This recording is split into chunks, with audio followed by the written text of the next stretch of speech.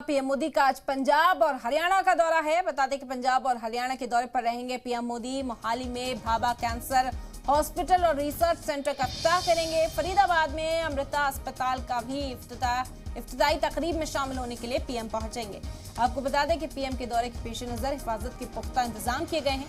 आज पंजाब और हरियाणा में नजर आएंगे वज़ीर-ए-आज़म नरेंद्र मोदी और यहाँ कई इफ्तिताही तकरीब का हिस्सा भी बनेंगे।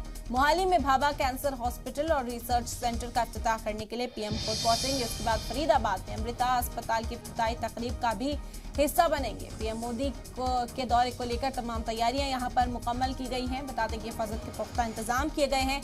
पंजाब और हरियाणा का ये दौरा, पीएम मोदी का पंजाब दौरा पहले भी चर्चित रहा और उस लिहाज से भी आज सिक्योरिटी के जो इंतजाम हैं उन्हें बेहद पुख्ता बनाया गया है। भारी सिक्योरिटी फोर्सेस यहां तैनात की गई हैं और इस भारी सिक्योरिटी के पहरे के बीच पीएम मोदी आज पहुंचने वाले हैं पंजाब और हरियाणा। एक और अहम खबर का रुख करते हैं। बिहार असेंबली में नीतीश और तेजस्वी के इम्तिहान का दिन है। सीएम नीतीश कुमार को ऐवान में आज साबित करनी है अपनी अक्सरियत। पूरी तैयारी में अजीम इत्तेहाद में शामिल पार्टियां विजय कुमार का स्पीकर ओहदे से इस्तीफा देने से इनकार के बाद से ही यहां हंगामा बरपा जा रहा है। आपको बता दें कि आज पेश की जाएगी यहां पर अक्सरियत।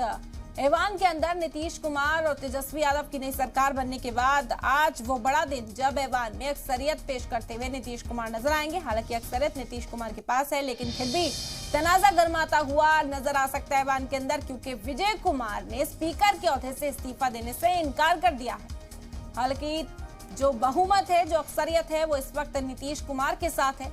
देखना होगा कि क्या हंगामेदार ये सेशन रहता है ऐवान के अंदर। हालांकि आज उनके इम्तिहान का दिन है।